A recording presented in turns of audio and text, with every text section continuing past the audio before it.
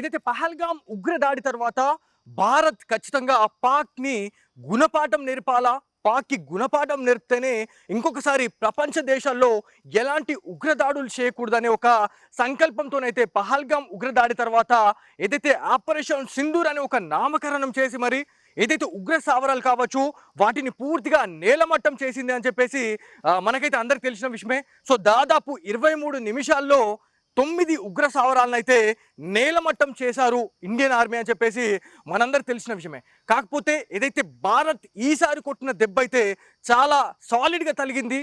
ఏదైతే పాకిస్తాన్ ప్రజలు అల్లాడిపోతున్నారు అని చెప్పేసి మనకు వార్తలు అయితే వస్తూ ఉన్నాయి. సో అక్కడ ఉన్నటువంటి అణుబాంబు ఎఫెక్ట్, సో దాంతో ఏర్పడినటువంటి రేడియేషన్ ఎఫెక్ట్ వల్ల ఇవాళ పాకిస్తాన్ ప్రజలంతా కూడా ఉక్కిరి బిక్కిరైపోతున్నారు అని చెప్పేసి వార్తలు అయితే వస్తూ ఉన్నాయి. సో ఏదైతే ఈసారి కొట్టిన దెబ్బ ఖచ్చితంగా పాకిస్తాన్ని పూర్తిగా కదిలించేసింది అని చెప్పి తెలుస్తుంది. సో ఇప్పటికే రేడియేషన్ ఎఫెక్ట్తోని ఆ లీకేజ్ ద్వారా దాదాపు పాకిస్తాన్లో ఉన్నటువంటి ఎవరైతే అక్కడ నివసిస్తున్నటువంటి వాళ్ళు ఎవరైతే ఉన్నారో ప్రతి ఒక్కరు కూడా వివిధ దేశాలకు వెళ్ళిపోవాలని చెప్పేసి డిసైడ్ అయిపోయారు. ఒకవేళ అక్కడే ఉంటే దాదాపుగా క్యాన్సర్కి సంబంధించినటువంటి వ్యాధులు వస్తాయి. క్యాన్సర్ కానీ ఒక్కసారి ఆ మహమ్మారి అటాక్ చేసిందంటే మాత్రం మనం కోలుకోలేమనే ఒక స్టేట్మెంట్ని కూడా ఏదైతే పాకిస్తాన్ క్లియర్ కట్గా వెల్లడించడం జరుగుతూ ఉంది.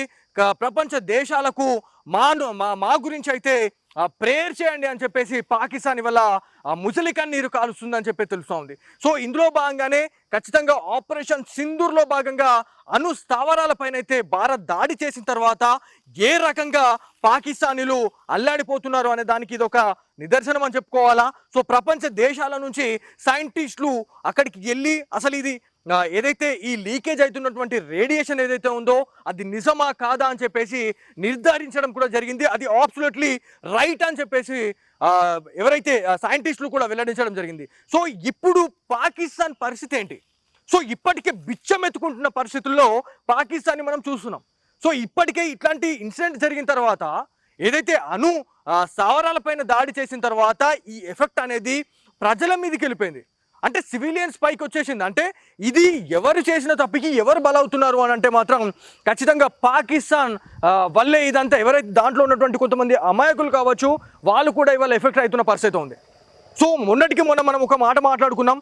ఏదైతే మనకు క్లియర్ కట్గా ఉగ్రవాదుల్ని లేపేసిన తర్వాత ఎవరైతే ఆ బాడీస్ ఏవైతే ఉంటాయో వారి వారి స్వస్థలాలకి Pakistan army, I repeat again, Pakistan సైనికులు ఆ ఉగ్రవాదాలకు సంబంధించినటువంటి ఆ టెర్రరిస్టులు ఎవరైతే ఉన్నారో ఆ టెర్రరిస్ట్ కుక్కల్ని తీసుకుపోయి అంత్యక్రియలు నిర్వహించిన పరిస్థితి కూడా మనందరికి తెలిసే. ఇవాళ ప్రపంచ దేశాలు కూడా ఆ ఇన్సిడెంట్ని చాలా వరకు కూడా ఏదైతే ఈ ఇన్సిడెంట్ జరిగిన తర్వాత ఆ అంత్యక్రియల్లో పాల్గొనడం ఏంది, ఆ ఉగ్రవాదులకు సంబంధించినటువంటి ఏవైతే ఆ శవ పేటికలు కావచ్చు లేకపోతే ఆ శవాలు ఏవైతే ఉన్నాయో ఆ బాడీస్ పైన పాకిస్తాన్ ఫ్లాగ్ వేసి వాళ్ళకి ప్రభుత్వ లాంఛనాలతోని అంత్యక్రియలు చేయడం ఏంది అని చెప్పేసి ప్రపంచ దేశాలు ఉమ్మెత్తిపోస్తున్నారు అని చెప్పేసి మనకైతే వీడియోలలో ప్రతి సోషల్ మీడియాలో మనకు తెలుస్తూ ఉందండి.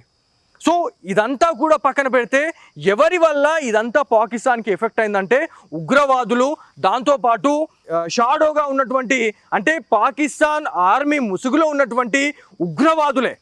సో వాళ్ళు ఆర్మీ యూనిఫామ్ వేసుకున్నా కూడా వాళ్ళు ఆర్మీ సోల్జర్స్ కాదండి, వాళ్ళు ఒక ఉగ్రవాదులుగానే మనము పోల్చాల్సిన అవసరం ఎంతైనా ఉంది. సో వీళ్ళ వల్ల ఇవాళ పాకిస్తాన్లో ఉన్నటువంటి ఎవరైతే ఖచ్చితంగా వన్ సైడ్ మాత్రం ఆలోచించొద్దు, మనం టూ సైడ్ ఆలోచించాలా. పాకిస్తాన్లో మంచి వాళ్ళు ఎంతమంది ఉన్నారో చెడ్డ వాళ్ళు కూడా అంతకు మించిన వాళ్ళే ఉన్నారు. సో వాళ్ళ వల్ల ఇవాళ మంచి వాళ్ళ పరిస్థితి కూడా ఇవాళ ఎటు కాని పరిస్థితి అయిపోయిందని చెప్పేసి వాళ్ళైతే ఇవాళ బాధపడుతున్న పరిస్థితి ఉంది. సో దాని తర్వాత ఏదైతే పాకిస్తాన్ నుంచి బలూచిస్తాన్ లిబరేషన్ ఆర్మీ దాదాపు కొన్ని నెలలుగా మాకు స్వతంత్రం కావాలా, మాకు ప్రత్యేక దేశం కావాలని చెప్పేసి చాలా వరకు విశ్వ ప్రయత్నాలు చేస్తూ ఉంది. ఇప్పటికే చావు దెబ్బ కూడా పాకిస్తాన్ అయితే కొట్టడం జరుగుతూ ఉంది. పాకిస్తాన్ ఏదైతే బలూచిస్తాన్ లిబరేషన్ ఆర్మీ అని చెప్పి తెలుస్తూ ఉంది. దాదాపు ఇప్పటి వరకు 50 నుంచి 60 మంది సైనికులు ఎవరైతే పాక్ సైనికులను అయితే పూర్తిగా ఏదైతే డ్రోన్ సాయం అంటే మనకి అత్యాధునిక టెక్నాలజీని యూజ్ చేసి మరి బలూచిస్తాన్ లిబరేషన్ ఆర్మీ పాక్ స్థావరాలు కావచ్చు, పాక్ ఆర్మీ స్థావరాలు అదేవిధంగా గవర్నమెంట్కి సంబంధించినటువంటి ఏవైతే ప్రాజెక్ట్స్ ఏవైతే ఉంటాయో వాటిని టార్గెట్ చేస్తూ విధ్వంసాన్ని సృష్టిస్తూ ఉన్నాయి. సో ఫైనల్గా ఎవరు ఎఫెక్ట్ అవుతున్నారు అంటే ఖచ్చితంగా కొంతమంది సామాన్య ప్రజలు కూడా ఇవాళ ఎఫెక్ట్ కావాల్సిన పరిస్థితిలో ఉంది అని చెప్పి తెలుస్తూ ఉంది. మరి దీనికి మూల కారణం ఎవరు అని చెప్పేసి అనుకుంటే మాత్రం ఖచ్చితంగా పాకిస్తాన్ ఆర్మీ కావచ్చు, దాంతోపాటు అక్కడ టెర్రరిజాన్ని ఉసుగొలుపుతున్నటువంటి ఆ గవర్నమెంట్ కావచ్చు, దాంతోపాటు ఉగ్రవాదులు. అంటే ఇప్పటికే మనము ఇండియాలో కూడా చాలాసార్లు మనం ఎన్నో టెర్రర్ అటాక్ల గురించి మనం మాట్లాడినాం. పెహల్గామ్ తర్వాత, దాంతోపాటు ఏదైతే పహల్గామ్కి ముందు పుల్వామా అటాక్లో ఎంతోమంది ఆర్మీ జవాన్లని మనం కోల్పోయినాం. దాంతోపాటు ముంబై హోటల్ ఏదైతే మనకి తాజ్ హోటల్కి సంబంధించి కావచ్చు, దాంతోపాటు తెలంగాణ రాజధాని అయినటువంటి ఏదైతే హైదరాబాద్లో విధ్వంసాన్ని సృష్టించారు. సో హైదరాబాద్లోని ఏదైతే గోకుల్ చాట్ కావచ్చు, అనేక ప్రాంతాలండి, గోకుల్ చాట్, లుమిని పార్క్, ఇట్లాంటి ఎన్నో ఏరియాస్ని ఏవైతే సినిమా థియేటర్స్ని కూడా వాళ్ళు టార్గెట్ చేసి ఎంతోమంది అమాయకులను అయితే చంపేశారు అని చెప్పేసి మనందరికి తెలిసిన విషయమే. సో ఇందులో భాగంగానే సో ఎవరైతే ఈ టెర్రర్ అటాక్స్కి పాల్పడుతున్న వాళ్ళు ఎవరైతే ఉన్నారో వాళ్ళని ఖచ్చితంగా వాళ్ళకు బుద్ధి చెప్పాలనే ఒక సంకల్పంతో, దాంతోపాటు ఏదైతే కాశ్మీర్లో జరిగినటువంటి ఉగ్రదాడి, సో ఇది కేవలం సివిలియన్స్ పైన జరిగిన దానిపైన ఎవరైతే భారతదేశంలో ఎవరైతే మన స్త్రీలు ఎవరైతే ఉన్నారో, సో కాశ్మీర్ లోయలో జరిగినటువంటి ఆ ఉగ్రదాడిని చాలా వరకు కూడా తీవ్ర స్థాయిలో ఎవరైతే ప్రధాని మోదీ కావచ్చు, రక్షణ శాఖ మంత్రి రాజ్నాథ్ సింగ్, దాంతోపాటు అమిత్ షా వాళ్ళు విస్తృత ఏవైతే కొన్ని మీటింగ్స్ పెట్టుకొని మరి ఆపరేషన్ సింధూర్ని అయితే ఇంప్లిమెంట్ చేయడం జరిగింది. ఇందులో భాగంగానే పూర్తిగా పాకిస్తాన్ని చెక్ పెట్టాలా, పాకిస్తాన్ని నామరూపం లేకుండా చేయాలనే ఒక సంకల్పంతోనైతే పూర్తిగా ఇదంతా చేయడం జరిగింది. ఇందులో భాగంగానే ఏదైతే ఈ అణుబాంబు ఎఫెక్ట్ ఏదైతే ఉందో ఖచ్చితంగా పాకిస్తాన్కి ఇది ఒక పెద్ద దెబ్బగా చెప్పుకోవాలా.